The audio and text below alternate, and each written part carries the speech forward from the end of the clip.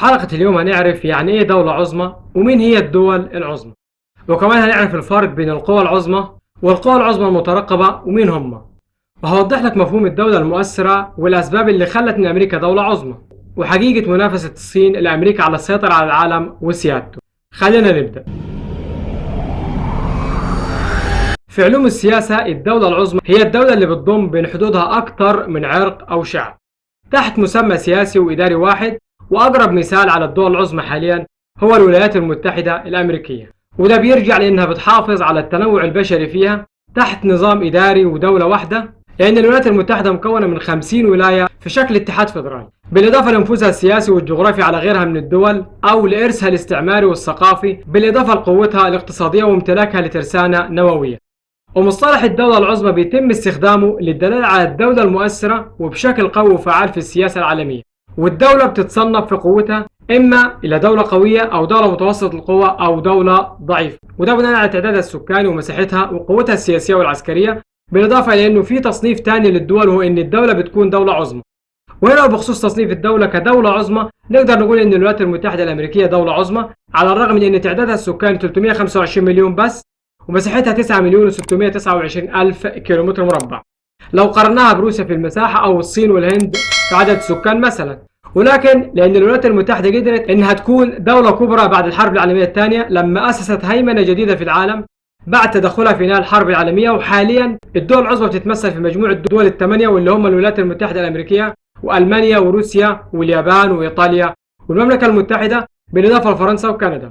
والدول العظمى اقتصادها بيمثل نص اقتصاد العالم، بالإضافة لأنهم بيحتلوا المراكز الأولى في الإنفاق على التسليح والقوى العسكرية، والأهم امتلاكهم للأسلحة النووية. وضف لمعلوماتك مجموعة الدول الثمانية تأسست في 1973 بعد الأزمة النفطية والركود الاقتصادي العالمي.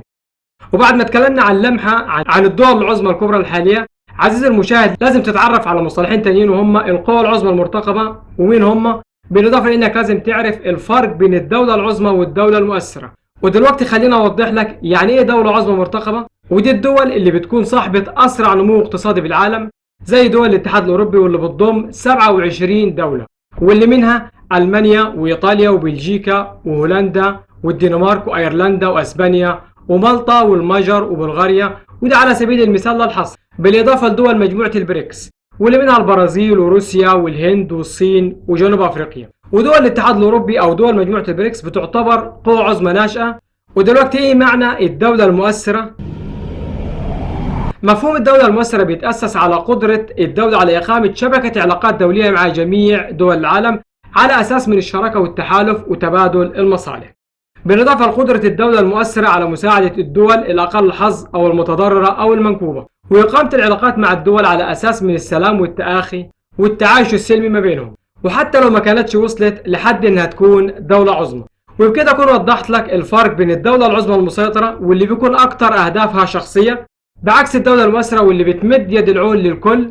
ودلوقتي نقدر نقول إن أمريكا اتصدرت زعامة العالم كقوة عظمى لأكتر من سبب، ومنها السبب الأول أمريكا في بدايتها كانت مستعمرة من أقوى دول في العالم زي بريطانيا، وده خلى سكان أمريكا يكتسبوا الخبرات العسكرية والاقتصادية، وعشان كده الاستعمار خلى سكان أمريكا يقدروا يحلوا أي مشكلة بتواجه المهاجرين لأمريكا في بدايتها، بالإضافة لأن أمريكا استفادت من اتساع رقعتها، ضيف عليهم وجود نهر المسيسيبي والمضايق والصحاري والثروات الطبيعية. والسبب الثاني اللي خلى أمريكا دولة عظمى هو إن اللي هاجروا لأمريكا في بداياتها كانوا من التقدميين والعلميين، سواء كانوا علماء أو أدباء أو فنانين ومثقفين وعسكريين وخبراء، وعلى أساس تم تأسيس أمريكا على أساس علمي ومنطقي بعد استقلالها. أما السبب الثالث اللي خلى أمريكا دولة عظمى فهو ظهور الزعامة الوطنية على يد جورج واشنطن كزعيم وطني، واللي على يده استقلت أمريكا وتم تأسيس الجمهورية الأولى لأمريكا. أما السبب الرابع اللي خلى أمريكا دولة عظمى هو تبني أمريكا إعلان حقوق الإنسان، وده اللي أظهر أمريكا كمناصرة لحقوق الإنسان في العالم، وإن كانت حاليا بتكيل بمكيالين في ملف حقوق الإنسان، وده ظاهر لينا إحنا كعرب بس بمجرد ما تيجي سيرة القضية الفلسطينية وصراعها مع الاحتلال الإسرائيلي. أما السبب الخامس اللي خلى أمريكا دولة عظمى فهو هجرة اليهود من بطش هتلر والنازيين لأمريكا، وبالأخص هجرة أثرياء اليهود واللي شكلوا عصب الاقتصاد الأمريكي، بالإضافة لأن مشاركة اليهود للأمريكان هي اللي أسست سياسة أمريكا الحالية. والسبب السادس اللي خلى أمريكا دولة عظمى هو العلاقات الخارجية الأمريكية ودورها في إنشاء عصبة الأمم ومجلس الأمن وانتشار ما يعرف بهندسة الانقلابات الأمريكية. وده كان بالتخطيط للانقلابات في الدول الأخرى واللي كانت تظهر على إنها انقلابات لظروف داخلية في الدول اللي عايزين يحدثوا فيها انقلابات، وهي في الواقع بتكون لحسابات خارجية ولصالح أمريكا، بالإضافة لتقديم المساعدات المشروطة بالولاء لأمريكا وتعليماتها بالدرجة اللي ممكن توصل لانتظار وصول تعليمات إدارة الدول من أمريكا. وأهم الأسباب اللي خلت أمريكا دولة عظمى هو مشاركتها في الحرب العالمية وهدمها للاتحاد السوفيتي الخصم الوحيد ليها واللي كان واقف في طريق سيطرة أمريكا على العالم، بالإضافة لامتلاك أمريكا الأسلحة النووية وامتلاكها لجيش يمتلك التكنولوجيا وبيتعامل معها بسهولة. ودلوقتي وأخيرا صراع القوى بينحصر على الساحة الدولية بين الولايات المتحدة الأمريكية والتنين الصيني حسب المعايير الجغرافية والاقتصادية والعسكرية والنفوذ السياسي والتغلغل الثقافي. وكمان في توقعات بتقول إن مع حلول 2030 الصين هتكون القوة العالمية الأولى، وده لأن الصين بتمتلك المقومات اللي تمكنها من زلزلة عرش الولايات المتحدة واللي بتتولاها أمريكا من بداية القرن العشرين، لدرجة إن القرن العشرين تم وصفه بالقرن الأمريكي، وده كان بعد انهيار الاتحاد السوفيتي في 1991.